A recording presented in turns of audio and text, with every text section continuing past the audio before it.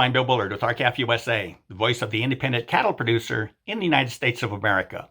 We'll go back just 5 years to 2019. Remember what fed cattle prices were back then? The 5-area steer price was $115 per hundredweight, which was the lowest annual steer price in 8 years. And remember also that in 2019, the volume in the fed cattle cash market had fallen to the lowest level in history, to less than 21%. And back then, during the first 9 months of 2019, beef imports were 2.3 billion pounds. Now, so far this year, fed cattle prices are much higher, averaging $172 per hundredweight in the first 9 months.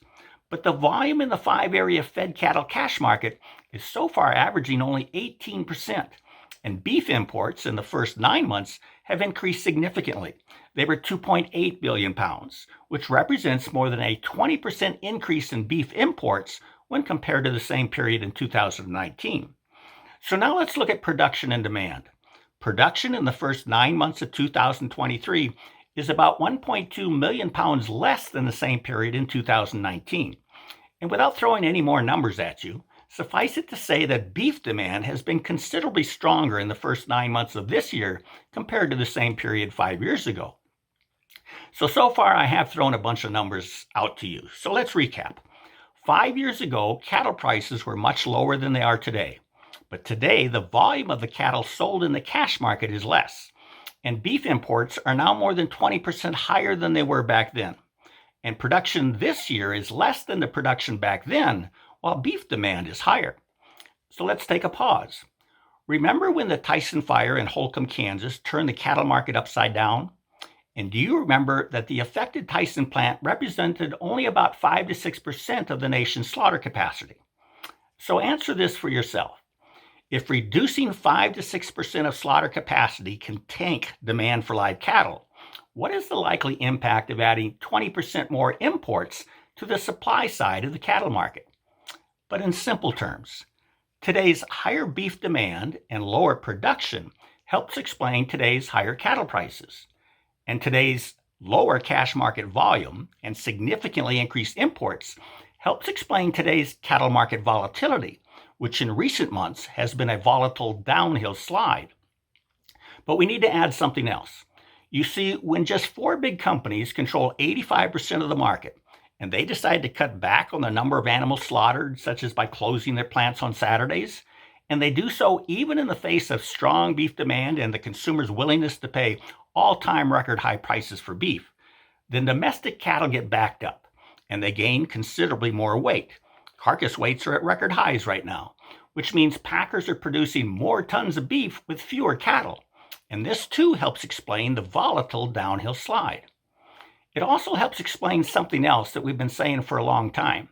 Your beef checkoff dollars are promoting a commodity market for beef. It conveys the message that beef is beef, and it doesn't matter how it is produced or who produces it. As a result, when packers back up domestic cattle, which helps them produce more tons of beef, then the weekly demand for domestic cattle falls, and so does the price. And then there's this CME futures market. After all, it was the collapse in the futures market that started the volatile downhill slide in cattle prices. So let's get down to basics. It is the cash price of cattle that is supposed to inform the futures market, a market where traders consider the true cash value and apply future market expectations to arrive at an expected future value. But if the cash market is distorted or viewed to be vulnerable to manipulation, then so too will future prices be distorted. So this may all seem complicated, which is generally how the wool gets pulled over our eyes. So let's simplify this. Domestic cattle supplies are low due to widespread drought. Beef demand is high, and consumers are willing to consistently pay new record prices for beef. And this is what drove cattle prices upward.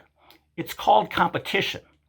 But while cattle prices were driven upward by competitive market forces, efforts were deployed to interfere with those market forces, and they include shrinking the cash market to obscure the true value of cattle, increasing the total volume of beef in the domestic market by increasing imports, and increasing the volume of domestic beef production by reducing slaughter and backing up domestic cattle, and shifting reliance on the futures market, rather than the now ultra-thin cash market as the price discovery market for cattle. In short, globalism and market concentration are causing severe distortions in your cattle market.